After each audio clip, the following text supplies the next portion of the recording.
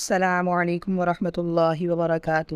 دوستو، آج ہم بات کریں گے اعتکاف کے بارے میں، کیونکہ رمضان کا آخری عشرہ شروع ہونے جا رہا ہے تو اس اخیر عشرے میں اعتکاف میں بیٹھنا سنت ہے۔ پہلے ہم جانیں گے اعتکاف کہتے کسے ہیں۔ اعتکاف کہتے ہیں مسجد میں اعتکاف کی نیت کر کے ٹھہرنے کو۔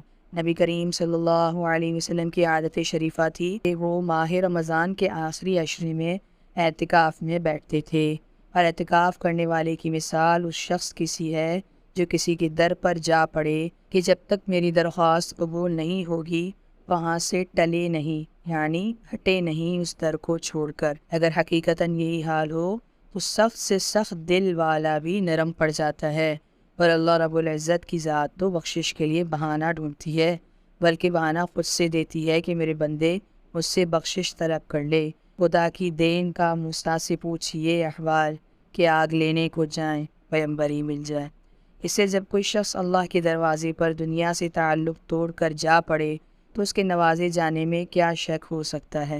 اللہ رب العزت جس کو اکرام فرما دیں یعنی عطا کر دیں، اس کے بھرپور خزانوں کا بیان کون کر سکتا ہے۔ ابن قیم رحمۃ اللہ علیہ فرماتے ہیں کہ اعتکاف کا مقصود یعنی اعتکاف کا مقصد اپنے روح کو اللہ کی پاک ذات کے ساتھ وابستہ کر لینا ہے کہ سب طرف سے ہٹ کر اسی کے ساتھ جڑ جائے اور ساری مصروفیتوں کے بدلے میں اسی کی پاک ذات سے مصروف ہو جائے، اور اس کے غیر یعنی دنیا کی طرف سے ہٹ کر اس میں اس طرح لگ جائے کہ خیالات، تفکرات سب کی جگہ اس کا پاک ذکر، اس کی محبت سما جائے، یہاں تک کہ مخلوق کے ساتھ بھی یعنی لوگوں کے ساتھ انس کے بدلے یعنی محبت کے بدلے اللہ کے ساتھ انس پیدا ہو جائے، کیونکہ یہ انس قبر کی وحشت میں کام آئے گا کہ اس دن اللہ کی پاک ذات کے سوا کوئی دل بہلانے والا نہ ہوگا۔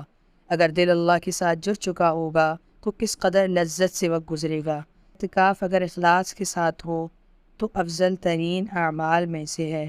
اس کی خصوصیت ہے کہ بندہ اپنے دل کو دنیا معافیہ سے بے پرواہ کر لیتا ہے اور اپنے نفس کو مولا کے سپرد کر دیتا ہے اور آقا کی چوکھٹ پر پڑ جاتا ہے، اور اعتکاف میں ہر وقت عبادت میں مشغول رہتا ہے کہ اس کا سونا جاگنا بھی عبادت میں شمار ہوتا ہے۔ اور حدیث میں اللہ فرماتے ہیں جو شخص میری طرف یعنی اللہ کی طرف ایک ہاتھ قریب ہوتا ہے میں اس سے 2 ہاتھ قریب ہوتا ہوں، اور جو میری طرف آہستہ چلتا ہے میں اس کی طرف دوڑ کر آتا ہوں۔ سبحان اللہ۔ اور اعتکاف میں تو بندہ سب چھوڑ چھاڑ اللہ کے در پر پڑ جاتا ہے، اور اللہ رب العزت ہمیشہ اپنے گھر آنے والے کا اکرام کرتا ہے، اور وہ اعتکاف کرنے والا اللہ کے قلعے میں محفوظ رہتا ہے کہ دشمن بھی وہاں تک نہیں پہنچ سکتا۔ تو اب جاننا ہے کہ اعتکاف کے لیے سب سے افضل جگہ کیا ہے۔ تو مردوں کے اعتکاف کے لیے سب سے افضل جگہ مسجد ہے، اور عورت کے لیے اپنے گھر کا کوئی کونا۔ حدیث کا مفہوم ہے کہ آپ صلی اللہ علیہ وسلم نے فرمایا معتکف یعنی اعتکاف کرنے والا گناہوں سے محفوظ رہتا ہے، اور اس کے لیے نیکیاں اتنی ہی لکھی جاتی ہیں جتنی کرنے والے کے لیے۔ مطلب کچھ ایسی نیکی کے کام ہوتے ہیں جس کا کرنا ثواب ہوتا ہے، مثلا کسی مریض کی عیادت کرنا جو وہ اعتکاف کی وجہ سے اعتکاف کرنے والا نہیں کر پاتا، لیکن اس کو ثواب اتنا ہی ملتا ہے جتنا کوئی مریض کی عیادت کر کے حاصل کرتا ہے۔ سبحان اللہ۔ تو اللہ پاک ہم سب کو عمل کی توفیق عطا فرمائے، اور جو لوگ آج کی رات میں اعتکاف کی نیت سے بیٹھ رہے ہیں اللہ پاک ان سب کے اعتکاف کو قبول فرمائے۔ وآخر دعوانا الحمدللہ رب العالمین۔ تو دوستو، اگر آپ کو ویڈیو پسند آئی ہو تو اس کو لائک کر دیں، چینل کو سبسکرائب کر دیں۔ السلام علیکم ورحمۃ اللہ وبرکاتہ۔